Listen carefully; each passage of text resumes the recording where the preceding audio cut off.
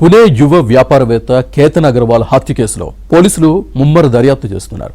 లోగఢ్ కోటకు నిందితుడు Chetan చౌదరిని scene recreation కోసం తీసుకెళ్లారు. విచారణలో భాగంగా కీలకమైన గేట్ అనాలిసిస్ చేసే యోచనలో పోలీసులు ఉన్నారు.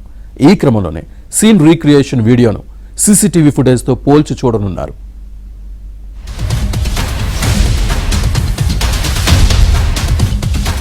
మహారాష్ట్రలోని పూణే వ్యాపారి కేతన్ అగర్వాల్ హత్య కేసు విచారణ కొనసాగుతోంది. దర్యాప్తులో భాగంగా ఫోరెన్సిక్ బృందం కొన్ని కేసుల్లో ఒక వ్యక్తి నడిచే తీరును కూడా పరిశీలిస్తోంది. దీని గేట్ అనాలిసిస్ గా పేర్కొంటారు.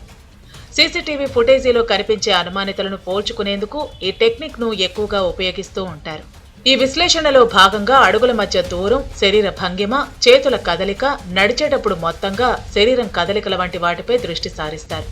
ఎత్తు, శరీరాకృతి పరంగా మనుషుల మధ్య పోలికలు ఉన్నప్పటికీ శరీర నిర్మాణం, కండరాల కదలికలు, గతంలో అయిన గాయాలు, అలవాటైన కదలికల కారణంగా ప్రతి వ్యక్తికి వారికంటూ ఓ ప్రత్యేకమైన నడక అలవడుతుంది. Chetan, now. I'm ready. What are you doing? Do it! No! He's gone. Forever ours. వీటి ఆధారంగా సీసీటీవీ ఫుటేజీలోని అనుమానితుడి కదలికలను, సీన్ రీక్రియేషన్ లో భాగంగా రికార్డైన చేతన్ కదలికలను పరిశీలించనున్నారు. సాఫ్ట్వేర్ సహాయంతో ప్రతి ఫ్రేమ్ ను పోల్చి చూస్తారు. ఒకవేళ ఆ నడక మ్యాచ్ అయినా ఫింగర్ ప్రింట్, డిఎన్ఏ లాగా దీన్నే ఖచ్చితమైన ఆధారంగా పరిగణించరు. జూన్ 18న హత్య జరిగిన రోజు సియా కేతన్ అగర్వాల్ సమీపంలో ఓ వ్యక్తి హుడీ ధరించి కనిపించాడు. అతడే చేతన్ అని ప్రాథమికంగా గుర్తించారు. ముఖం కనిపించకపోవడంతో నడక ఆధారంగా పోల్చుకునేందుకు ఈ కేసులో గేట్ అనాలిసిస్ చేయాలని యోచిస్తున్నారు. ఇదే విషయాన్ని కోర్టుకు పోలీసులు వెల్లడించినట్లు మీడియా కథనాలు పేర్కొన్నాయి.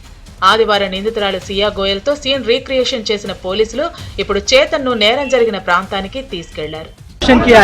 चेतन को ऊपर रिक्रिएशन ऑफ सीन के लिए लेके गए थे. उसने सभी सीक्वेंस ऑफ इवेंट्स बताए हैं कि क्या क्या हुआ था उस दिन.